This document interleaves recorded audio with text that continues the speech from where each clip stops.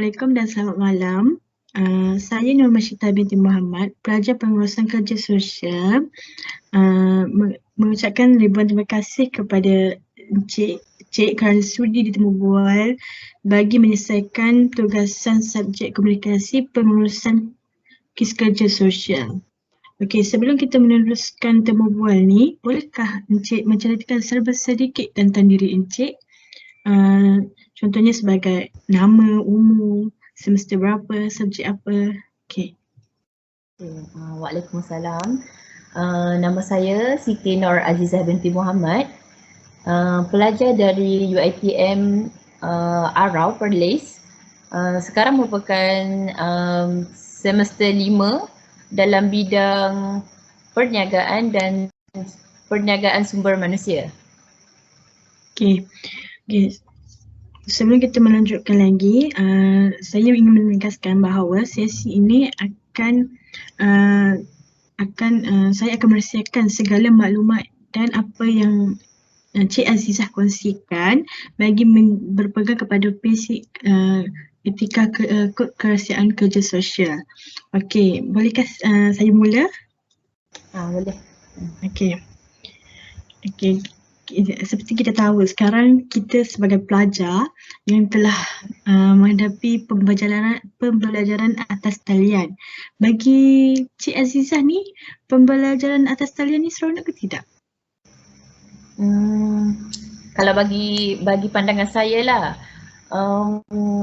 ada masa belajar ODL lah kalau kita senang disebut kan. ODL ni kadang-kadang dia akan rasa senang dan ada juga ada masa tu dia akan rasa susah. Macam contohlah kalau senang tu dari segi tak payah nak pergi bersemuka apa semua, tak payah ambil masa semua kos apa semua tu kan. Banyaklah benefit dia, tapi kalau dari segi kesusahan dia,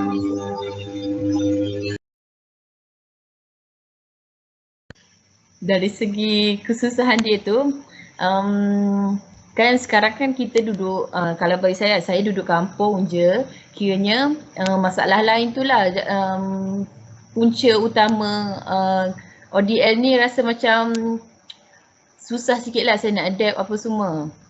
Macam kan kalau kita ada test, kadang-kadang tiba-tiba line tu hilang kan.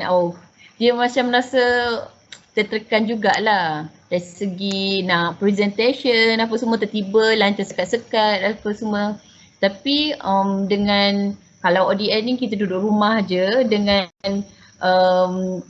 family apa semua, tak semua orang akan faham apa tugasan kita apa semua. Macam kalau duduk rumah ni banyaklah komitmen dia berbanding duduk dekat college tu. Kalau bagi saya lah. Okay. Dia ada macam baik dan buruk dia. Kiranya pendapat Cik Azizah ni berkaitan dengan masalah lain lah yang paling masalah internet lah orang kata paling mencabar dalam paling utama lah. Kiranya daripada segi sokongan daripada keluarga tu Cik Azizah bagaimana? Macam keluarga tu support ke macam mana? So far Alhamdulillah, mak ayah saya, adik-beradik semua macam banyak membantu saya lah dalam proses ODL ni.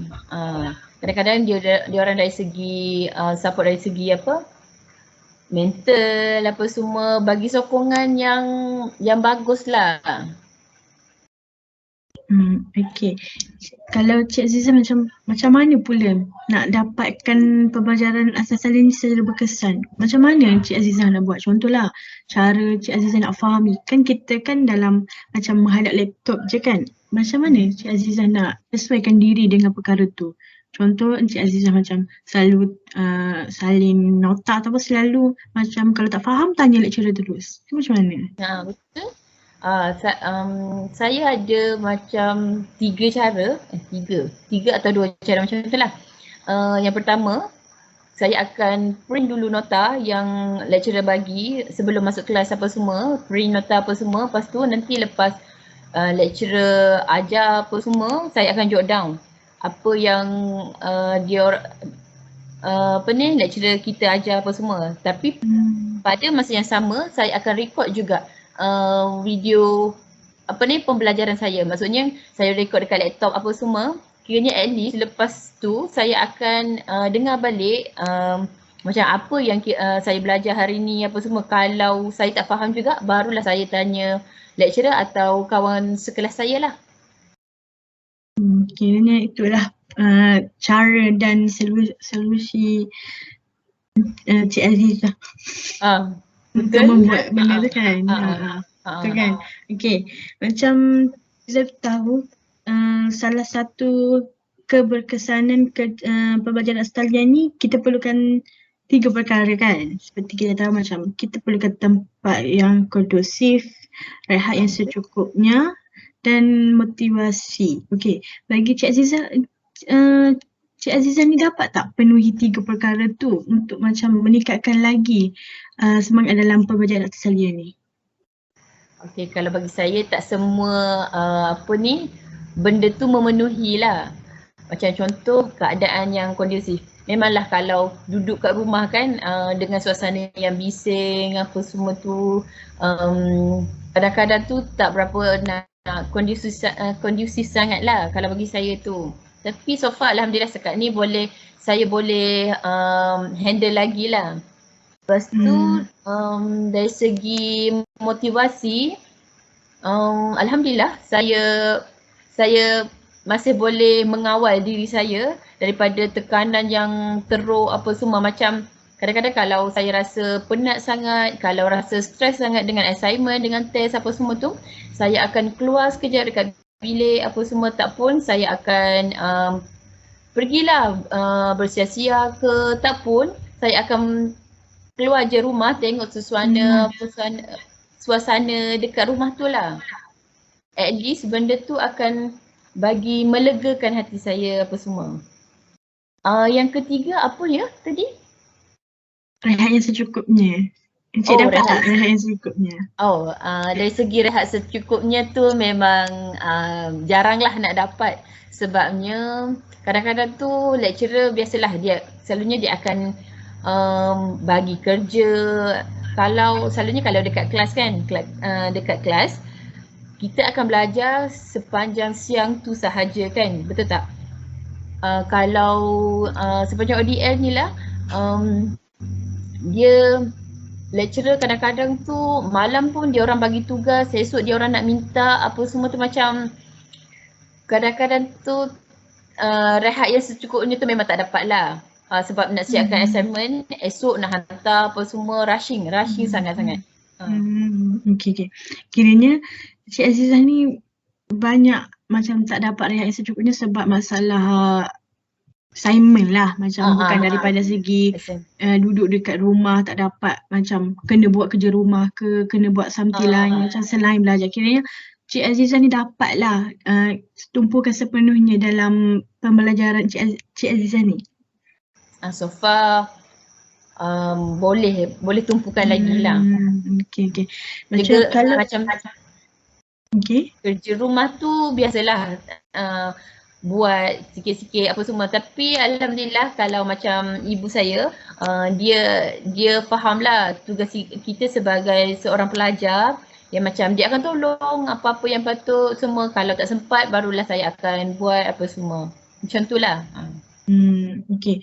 Kalau boleh tak Cik Azizah ceritakan sedikit lah macam cara pengajaran lecturer tu, macam kita kan lain-lain universiti kan, macam pendapat Cik Azizah tu macam mana dengan pengurusan masa dari segi masa pelajar UiTM? Macam mana tu?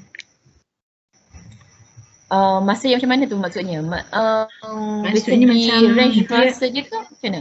Macam contohlah kan Cik Azizah cakap sampai malam, siang, waktu tu kiranya Cik Azizah akan tumpukan untuk belajar terus, dan kan kita berbeza kan universiti kan, macam kita nak tahulah macam lecturer ni ambil masa yang lama ke untuk balas chat ataupun macam segera macam tu.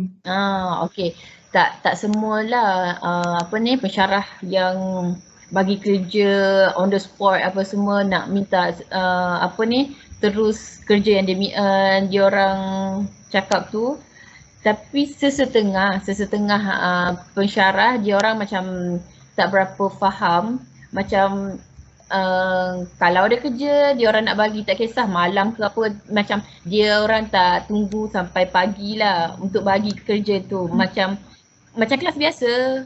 Tapi kalau dari segi pengurusan masa, kalau pensyarah dekat UiTM lah, dia orang memang tepati masa lah, punctual sangat-sangat. Kalau contoh kelas pukul 8, even kita tengah ODL pun sekarang ni, pukul 8 dah kelas kan. Macam 7 lebih dah masuk dah. 7:50 apa semua. Dah tanda attendance apa semua. Dia orang macam punctual lah dengan tu. Okay. Kalau macam Cik Azizah macam kalau nak exam lah, macam kita ada quiz ke apa ke, Cik Azizah, apa kaedah Cik Azizah untuk mula kaji? Mula kaji ke? Kalau macam question dia. Kalau dari segi nak ulang kaji tu, saya akan buat revision lah untuk buat quiz apa test kan.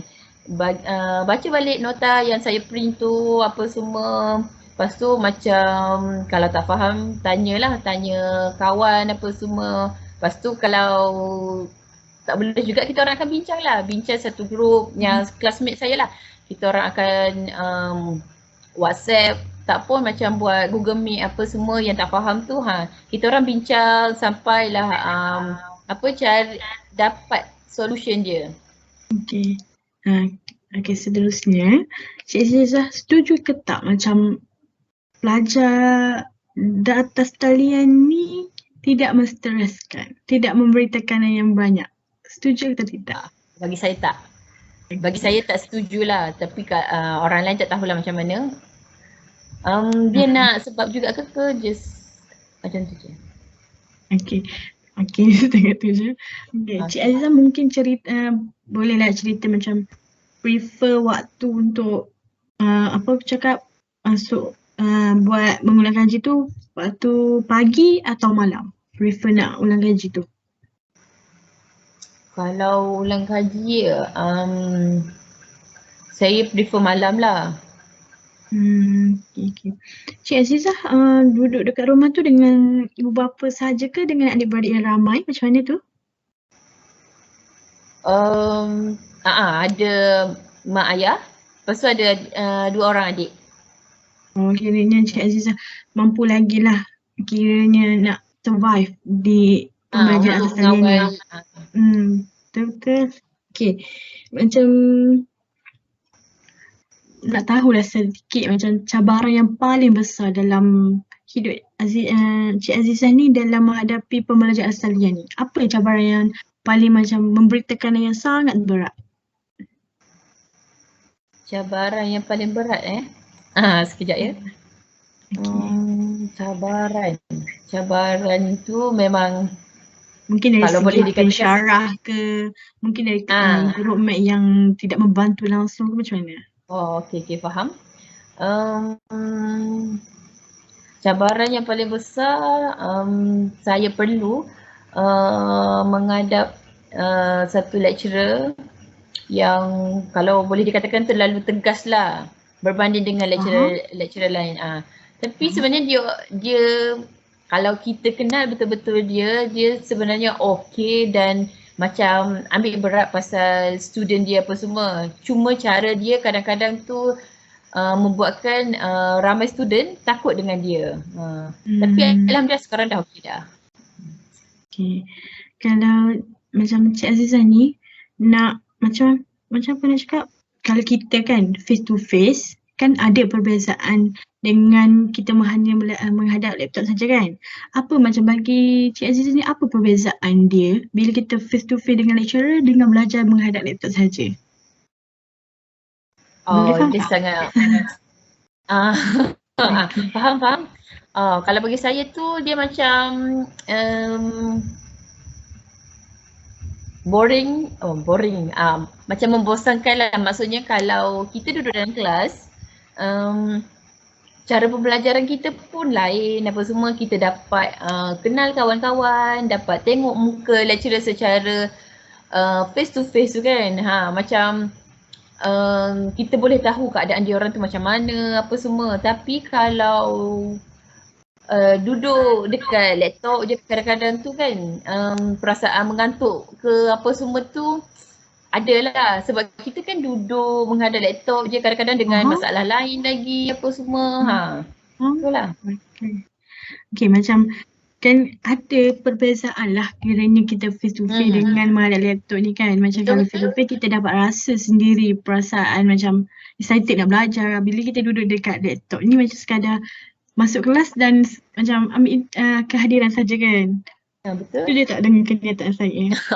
Betul, kadang-kadang tu sebab kita tak, kalau kita face to face kita akan duduk dalam keadaan yang bersedia. Contohnya macam dari segi pemakaian, dari segi mental, fizikal kita, duduk kita dari college kita jalan pergi ke kelas apa semua kan, dia macam ada pergerakan kan. Maksudnya kita boleh juga sambil tu borak-borak apa semua. Tapi kalau ODL ni kita just bangun apa, kadang-kadang tu tak sempat nak mandi apa semua kan.